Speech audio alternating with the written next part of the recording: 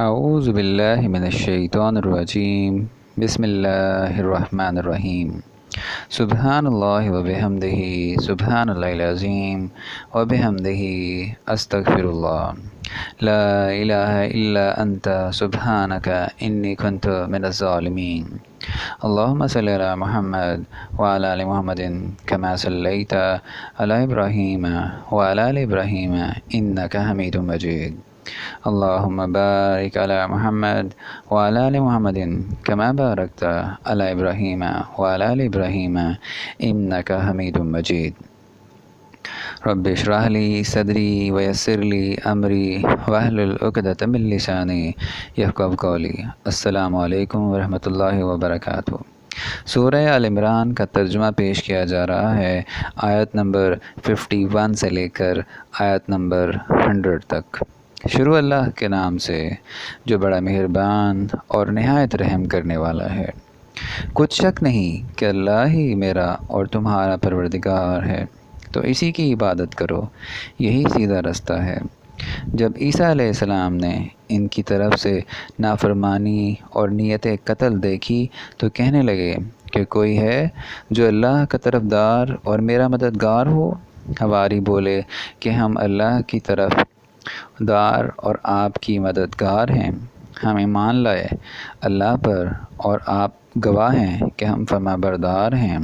اے پروردگار، جو کتاب تو نے نازل فرمائی ہے ہم اس پر ایمان لے آئے اور تیرے پیغمبر کے متبع ہو چکے، تو ہم کو ماننے والوں میں لکھ رکھ۔ اور وہ یعنی یہود قتل عیسیٰ کے بارے میں ایک چال چلے، اور اللہ بھی عیسیٰ کو بچانے کے لیے چال چلا، اور اللہ خوب چال چلنے والا ہے۔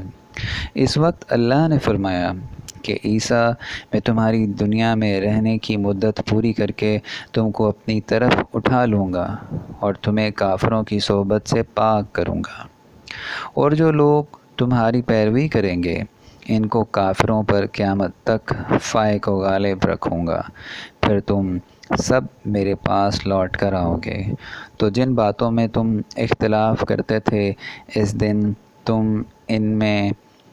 ان کا فیصلہ کر دوں گا، اس دن تم میں ان کا فیصلہ کر دوں گا۔ یعنی جو کافر ہوئے ان کو دنیا اور آخرت دونوں میں سخت عذاب دوں گا اور ان کا کوئی مددگار نہ ہوگا، اور جو ایمان لائے اور عمل نیک کرتے رہے ان کو اللہ پورا صلہ دے گا، اور اللہ ظالموں کو دوست نہیں رکھتا۔ اے محمد صلی اللہ علیہ وآلہ وسلم، یہ ہم تم کو اللہ کی آیتیں اور حکمت بھری نصیحتیں پڑھ کر سناتے ہیں۔ عیسیٰ علیہ السلام کا حال اللہ کے نزدیک آدم کا سا ہے کہ اس نے پہلے مٹی سے ان کا قالب بنایا، پھر فرمایا کہ انسان ہو جا، تو وہ انسان ہو گئے۔ یہ بات تمہارے پروردگار کی طرف سے حق ہے، تو تم ہرگز شک کرنے والوں میں نہ ہونا۔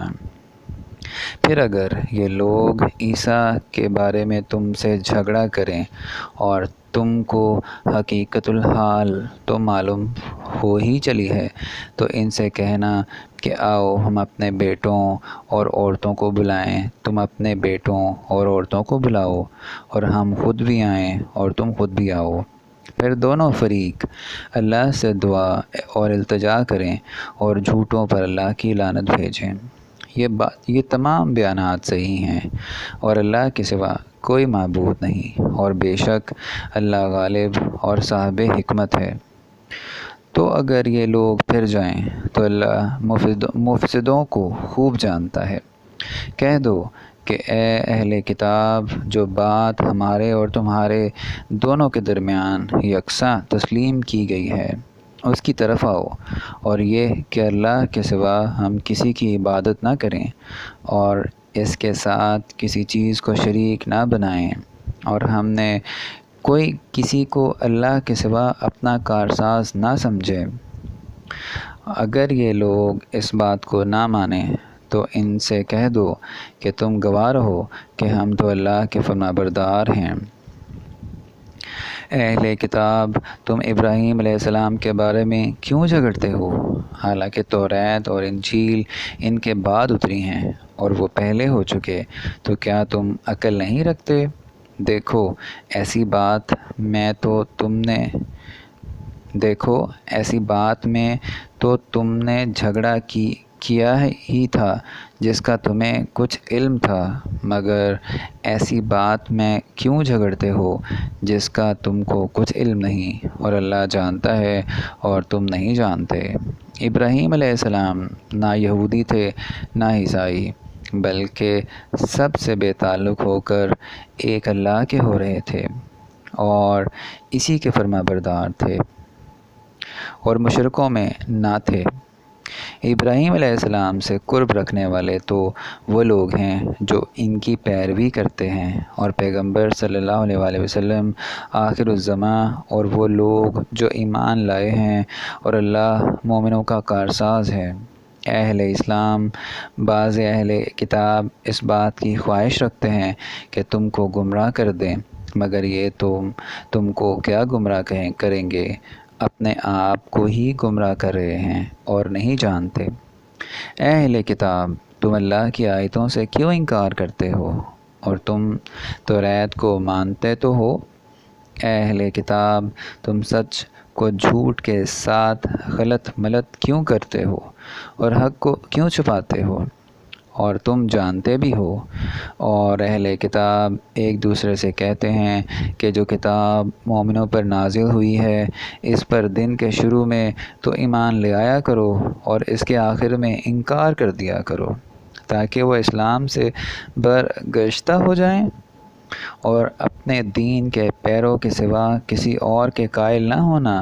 اے پیغمبر صلی اللہ علیہ وآلہ وسلم، کہہ دو کہ ہدایت تو اللہ ہی کی ہدایت ہے، اور یہ بھی کہتے ہیں، یہ بھی نہ ماننا کہ جو چیز تم کو ملی ہے ویسی کسی اور کو ملے گی، یا وہ تمہیں اللہ کے روبرو قائل معقول کر سکیں گے۔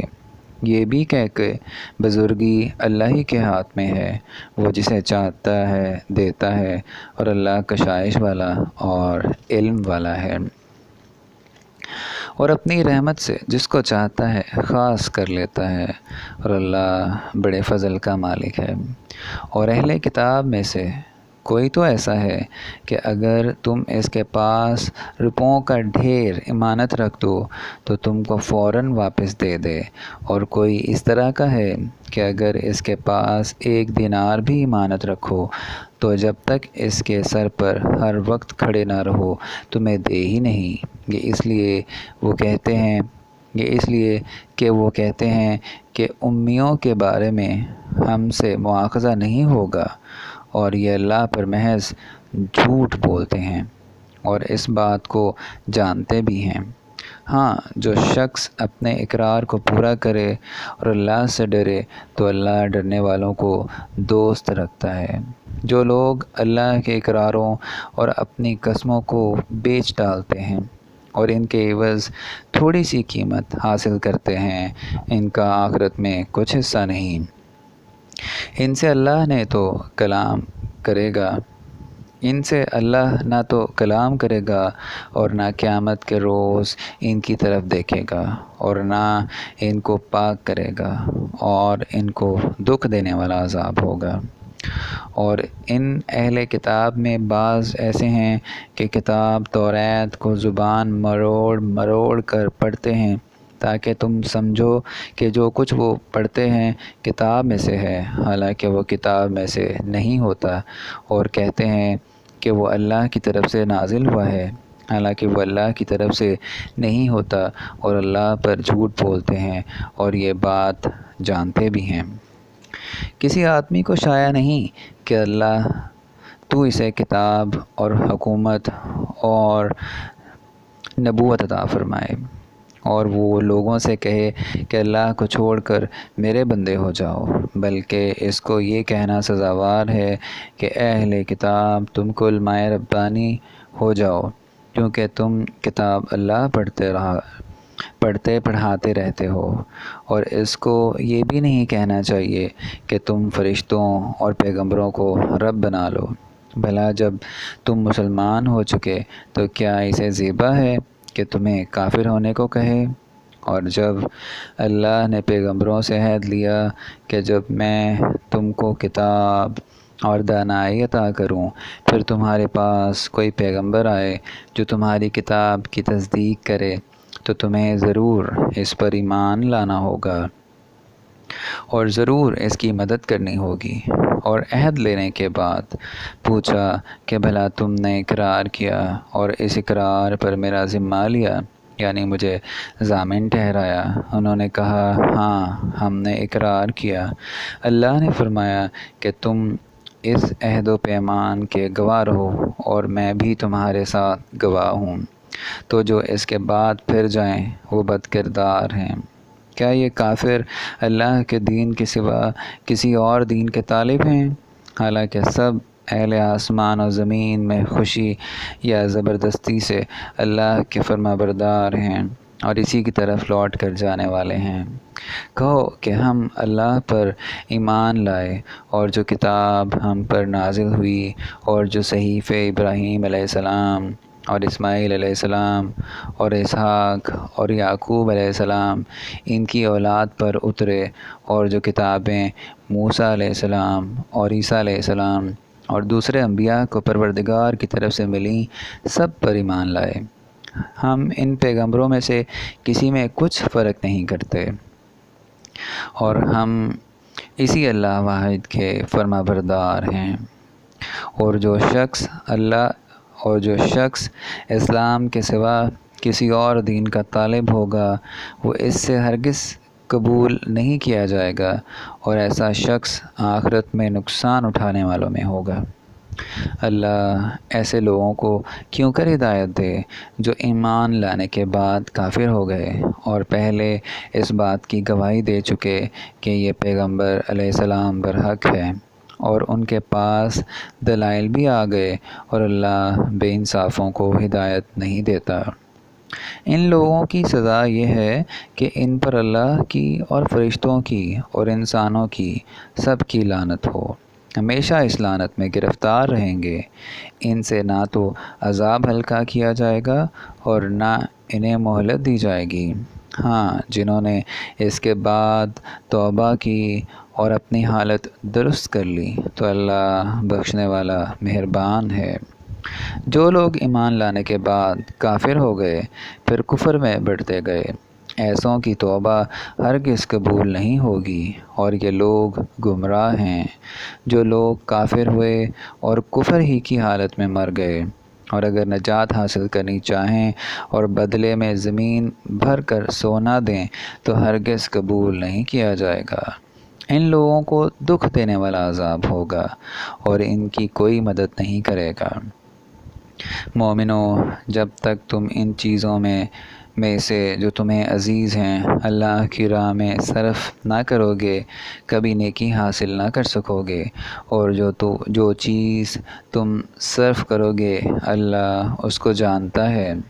بنی اسرائیل کے لیے توریت نازل ہونے سے پہلے کھانے کی تمام چیزیں حلال تھیں بجز ان کے جو یعقوب علیہ السلام نے خود اپنے اوپر حرام کر لی تھیں۔ کہہ دو کہ اگر سچے ہو تو توریت لاؤ اور اسے پڑھو، یعنی دلیل پیش کرو۔ جو اس کے بعد بھی اللہ پر جھوٹے افطرا کریں تو ایسے لوگ ہی بے انصاف ہیں۔ کہہ دو کہ اللہ نے سچ فرما دیا، پس دین ابراہیم علیہ السلام کی پیروی کرو جو سب سے بے تعلق ہو کر ایک اللہ کے ہو رہے تھے اور مشرکوں سے نہ تھے۔ پہلا گھر جو لوگوں کے عبادت کرنے کے لیے مقرر کیا گیا تھا وہی ہے جو مکے میں ہے یا بابرکت اور جہان کے لیے معجب ہدایت۔ اس میں کھلی ہوئی نشانیاں ہیں جن میں سے ایک ابراہیم کے کھڑے ہونے کی جگہ ہے۔ جو شخص اس مبارک گھر میں داخل ہو اس نے امن پا لیا اور لوگوں پر اللہ کا حق یعنی فرض ہے کہ جو اس کے گھر تک جانے کا مقدور رکھے وہ اس کا حج کرے، اور جو اس حکم کی تعمیل نہ کرے گا تو اللہ بھی اہل عالم سے بے نیاز ہے۔ کہو کہ اے اہل کتاب، تم اللہ کی آیتوں سے کیوں کر انکار کرتے ہو اور اللہ تمہارے سب اعمال سے باخبر ہے۔ کہو کہ اے اہل کتاب، تم مومنوں کو اللہ کے راستے سے کیوں روکتے ہو، اور باوجود یہ کہ تم اس سے واقف ہو اس میں کجی نکالتے ہو، اور اللہ تمہارے کاموں سے بے خبر نہیں۔ مومنوں، اگر تم اہل کتاب کے کسی فریق کا کہا مان لو گے تو وہ تمہیں ایمان لانے کے بعد کافر بنا دیں گے۔ یہاں تک سورہ ال عمران کا ترجمہ آیت نمبر 100 تک بیان کر دیا گیا ہے۔ اگر اس میں کوئی غلطی ہو جائے تو ہم اللہ تعالیٰ سے معافی چاہتے ہیں، اور اللہ تعالیٰ سے دعا ہے کہ وہ ہماری ہدایت فرمائے۔ آمین۔